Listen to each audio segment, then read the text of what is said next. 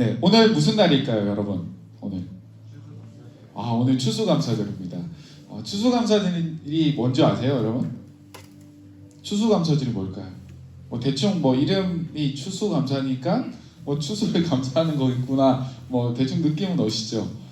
추수감사절은 구약에 보면 이렇게 추수하는 절기들을 지켰다라는 것들이 좀 간접적으로 그것들을 이어왔지만 사실 좀 실제적으로 추수감사 주일이라고 우리가 결정을 지어서 짓게 된 것은 얼마 안 됐어요. 이게 어디서부터 시작이 되었냐면 미국의 시작과 사실 이 추수감사 주일이 같이 시작이 되었다라는 걸 알 수 있어요. 영국에서 박해를 받았던 이 신앙을 지키기 위해서 그곳에서 박해를 받았던 기독교인들을 우리가 청교도라고 부르는데요. 그 청교도들이 너무 박해를 심하게 받다 보니까 우리가 신앙의 자유를 찾아서 이 박해받지 않고 좀 벗어나서 정말 하나님을 예배할 수 있는, 자신의 신앙을 지킬 수 있는 곳으로 가야겠다라고 생각을 하고 1960년 6월 6일 메이플라워라는 배를 타고 미국으로 출발을 했습니다. 당시만 해도 미국은 미지의 땅이었습니다. 그곳에 남자 78명, 여자 24명, 전체 102명이 승선했고 항해 도중에 한 명이 사망하고 한 명이 배에서 탄생을 하게 됐습니다. 63일간의 항해 끝에 11월 11일 그들은 플리머스라는 미국의 한 해안가에 도착을 하게 됩니다. 큰 꿈을 꾸고 이제 자신의 신앙과 자유로움을 찾아서 그 땅을 왔습니다. 그렇지만 사실 그들이 맞이한 현실은 어땠을까요? 정말 보랏빛 향기가 이렇게 쫙 펼쳐진 그런 아름다운 그런 날들이 그들을 기다리고 있었을까요? 아닙니다. 그들이 도착한 날짜가 11월 11일, 이제 곧 겨울이 닥쳐왔습니다. 눈보라치는 혹독한 추위와 그리고 질병, 그리고 식량의 문제, 들짐승들의 위협, 또 그곳에 있었던 원주민들과의 갈등은 그들을 도착했지만 굉장히 힘든 나날을 보내도록 만들었습니다. 결국 그해 겨울에 102명의 인원 중에 절반 이상이 목숨을 잃게 됩니다. 도착한 그 해에. 남은 자들은요, 힘겹게 겨울을 버티며 시간을 지내고 마침내 봄이 찾아왔습니다. 얼마나 감격스러웠을까요? 그들은요, 땅을 개간하고 씨를 뿌렸습니다. 그리고 1년을 잘 가꾸었어요. 이 농작물이 성공하는 것이 너무 중요했어요. 왜냐하면 식량 문제와 직결해 있기 때문에, 목숨과 직결해 있죠. 그렇게 시간이 지나고 수확의 계절 가을이 찾아왔습니다. 그들은 수확한 열매를 가지고 하나님께 감사의 예배를 드렸습니다. 그것이 바로 이 추수감사주일의 시작이 되었던 거죠. 여러분, 그들이 어땠을까요? 1년을 돌아보면서 그 열매를 보면서 얼마나 기쁘고 얼마나 감사했겠습니까? 그러나 한편으로는 정말 지난날의 뼈아픈 시간들이 떠올랐을 것 같아요. 신앙을 지키며 당했던 그 모진 고난의 시간들이 떠올랐을 테고, 모든 것을 버리고 고향을 떠나야만 했던 그들의 처지를 돌아보게 됐을 테고, 당장 내일 어떻게 될지 모르는 그런 캄캄한 바다 위에서 보냈던 그 수많은 날들을 떠올리게 되었을 것입니다. 또 질병과 추위로 하나둘 쓰러져가는 동료와 가족들을 보며 그들의 손으로 그들의 가족을 묻어야 했던 그 시간들을 생각하게 되었을 겁니다. 여러분, 이렇게 큰 아픔을 겪었던 사람들이 어떻게 1년이 지나지도 않은 그 시간 동안 그 아픔이 다 잊혀졌겠어요? 감사의 예배를 드리는 그 추수의 열매를 가지고 예배를 드리지만 그들 마음속에 있는 아픔이 해결이 되지 않았겠죠. 그러나 그들은 하나님께 예배를 드리고 있습니다. 참 낙심되는 그런 상황, 아픔 속에서도 예배를 드릴 수 있는, 감사의 예배를 드릴 수 있었던 그 사람들의 그 감사는 어떤 감사였을 것 같아요? 마냥 기뻐하면서 감사하지는 못했을 것 같아요. 오늘 우리가 읽었던 본문 빌립보서의 주인공은 바울입니다. 바울이 가장 많이 썼던 표현들 중에 하나가 감사예요. 얼마나 감사할 일이 많았으면 바울은 데살로니가 전서에서 범사에 감사하라 이런 말도 했습니다. 그런데 바울은요, 정말 감사할 제목이 많아서 감사했을까요? 바울이 감사할 수 있었던 이유는 무엇이었을까요? 우리가 바울의 삶을 생각해보면 사실 그렇게 감사할 제목이 많지는 않았습니다. 특히 예수님을 만난 이후의 삶은 그에게 사실은 감사보다는 거의 실패와 좌절과 절망의 삶이었습니다. 다메섹 조상에서 예수님을 만난 후 바울의 인생은 완전히 바뀌게 되었습니다. 어떻게 보면 안 좋게 바뀌었어요. 그동안은 정통 유대인이었죠. 최고의 스승 밑에 가말리엘 문화 속에서 배웠어요. 유대인 정치의 핵심인 사내드린의 그 공회원이었습니다. 로마 시민권자였습니다. 여러분, 이런 것만 봐도요, 이 바울이 가지고 있는 기득권, 바울이 가지고 있었던 혜택은요, 어마어마한 거였어요. 그렇게 전혀 부족함 없는 인생을 살았습니다. 최고의 스펙에 최고로 인정받는 자가 바울이었어요. 어쩌면 이때가 예수님을 만나기 전 바로 이때가 감사의 제목이 넘쳐났던 그런 상황이었을 거예요. 그런데요, 바울이 예수님 만난 이후 어떻게 됩니까? 빌립보서 3장 8절을 보면 이렇게 적혀있어요. 모든 것을 해로 여김은, 그를 위하여 모든 것을 잃어버리고 배설물로 여김은, 그 영광스럽고 그 화려하고 빛났던 과거는 바울이 뭐라고 고백합니까? 해로 여긴다. 그것을 배설물로 여긴다 라고 이야기를 하고 있습니다. 바울은요, 또한 감옥에 갇히게 되고 스스로 복음 전하는 자로 여기저기 떠돌이 생활을 하는 것을 자처합니다. 여러분, 우리 인생의 거할 처소가 얼마나 중요합니까? 여러분, 집이 다 있잖아요. 여러분, 공부 열심히 하다가 학원에 막 늦게까지 공부하다가 이제 집에 돌아갈 때쯤이면 얼마나 행복합니까? 강도사님이 어하나 이제 그 중고등학생들 트랙 전이도 같이 하고 있는데요. 어제 어하나 모임을 하면서 그런 질문을 했어요. 여러분들이 가장 행복할 때가 언제인가요? 그랬더니 한 친구가, 제 생각에 중학생이었던 것 같은데, 한 친구가 이렇게 적었어요. 이야기를 했어요. 학교 마치고 집으로 돌아갈 때가 제일 행복합니다. 여러분은 그런가요? 아직 중학생 뭘 몰라서 그런가? 여러분, 근데 집이요, 정말 집이 주는 그 평안함과 안식이 너무너무 좋잖아요. 그죠? 이 거할 처소가 있다는 것은 우리에게 쉴 곳뿐만 아니라 우리의 마음의 안식을 주기도 합니다. 그래서 집은 너무너무 중요한데, 이 바울은요, 그 집을 박차고 나가죠. 복음을 전하기 위해서 여기저기를 돌아다니면서 바울은 그렇게 떠돌이 생활을 합니다. 바울은요, 이렇게 평안한 삶을 다 내려놓고 힘들고 고된 삶을 스스로 선택을 합니다. 억울하게 누명을 쓰고 배신을 당하고 어쩌면 예수님을 믿고 그의 인생은 오히려 실패한 것처럼, 고생만 하는 것처럼 감사는 전혀 찾아볼 수 없는 그런 삶을 살아가게 됩니다. 그러나 바울은 이렇게 고백해요. 에베소서 5장 20절인데요. 범사에 우리 주 예수 그리스도의 이름으로 항상 아버지 하나님께 감사하며. 그는 어떻게 이런 감사의 고백을 할 수 있었을까요?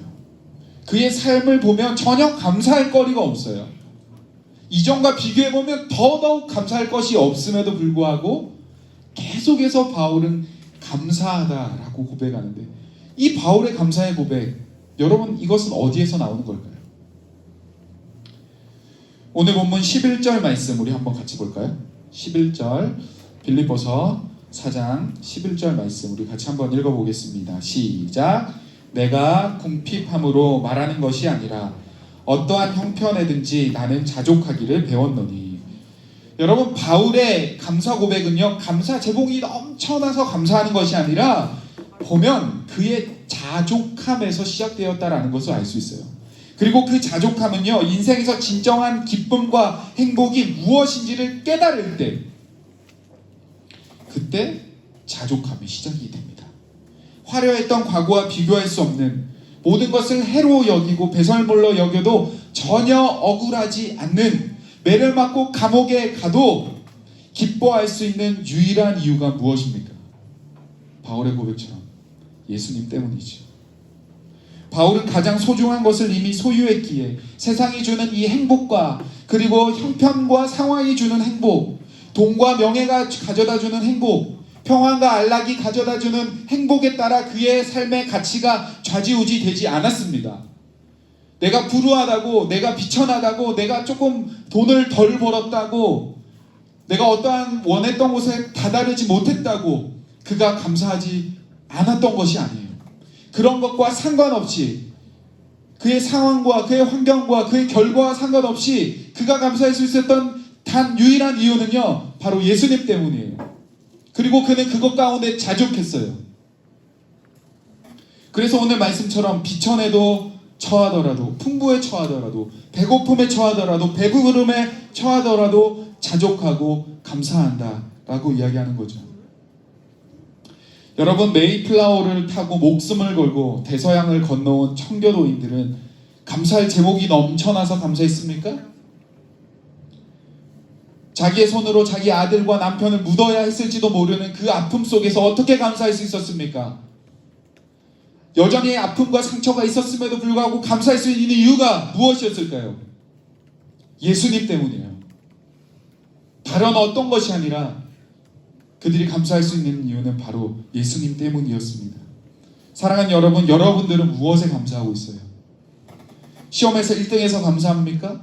수능에서 좋은 점수가 나와서 감사합니까? 코로나에 나는 걸리지 않아서 감사하는 거예요? 여러분, 그 정도 수준에 우리는 감사를 해야 됩니까? 그렇다면 어때요? 내가 1등하지 못하면 감사할 수 없는 거죠. 내가 수능에서 실수하면 나는 감사할 수 없는 겁니다. 그죠?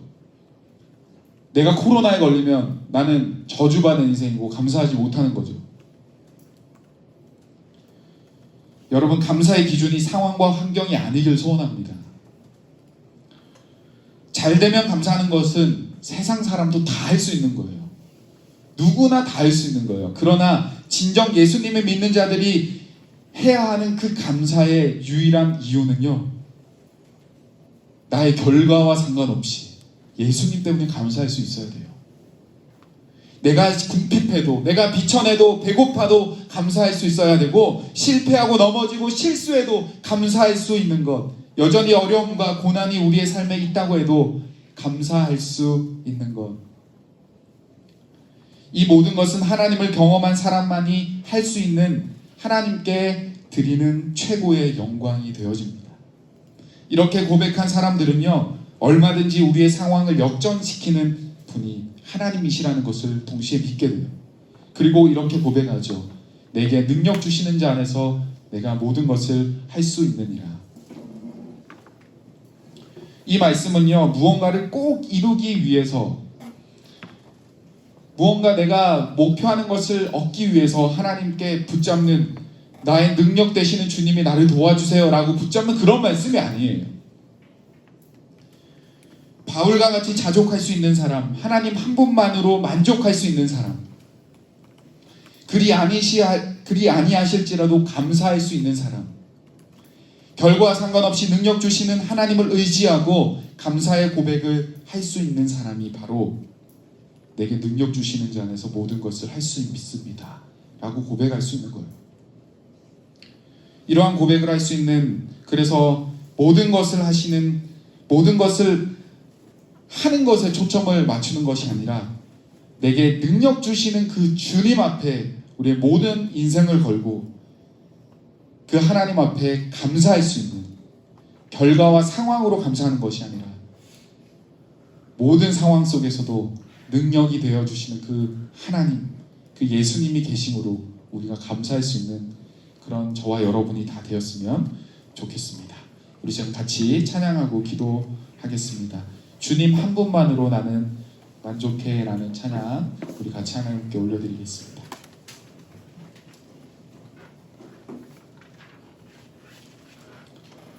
우리 박수치면서 찬양할까요?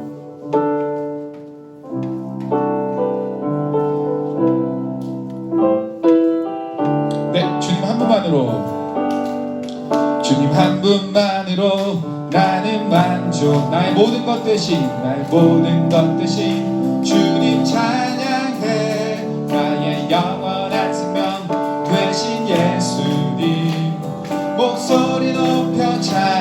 다시 한 번 더. 주님 한 분만으로. 주님 한 분만으로 나는 만족해. 나의 모든 것 되신 주님 찬양해. 나의 영원한 생명 되신 예수님 목소리 높여 찬양해. 주님의 그 신상 찬양해. 나의 힘과 능력이 되신 주 나의 모든 삶 변화되었네. 크신 주의 사랑 찬양해. 주님의 크신 상 찬양해. 나의 힘과 능력이 되신 주 나의 모든 삶 변화되었네. 크신 주의 사랑 찬양해. 아멘. 주님 한 분만으로 만족하십니까?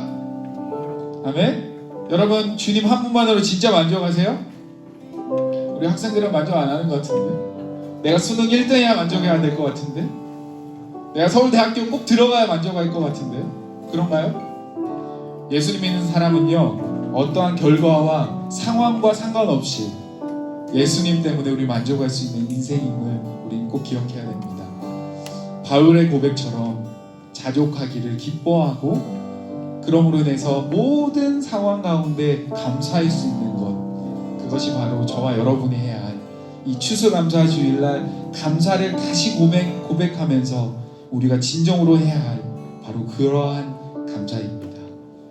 우리 시간 같이 짧게 한번 기도했으면 좋겠는데요. 하나님, 나의 감사의 제목은 어디에 있었습니까? 잘됨과 성공과 나의 기도응답 때문에 감사하고 있진 않았습니까? 하나님, 오늘 이 추수감사주를 돌아보며 기념하며 나의 감사의 제목이 오직 예수님 때문에 감사할 수 있는 그러한 믿음을 허락하여 주옵소서. 우리 같이 한번 기도하며 나아갑니다.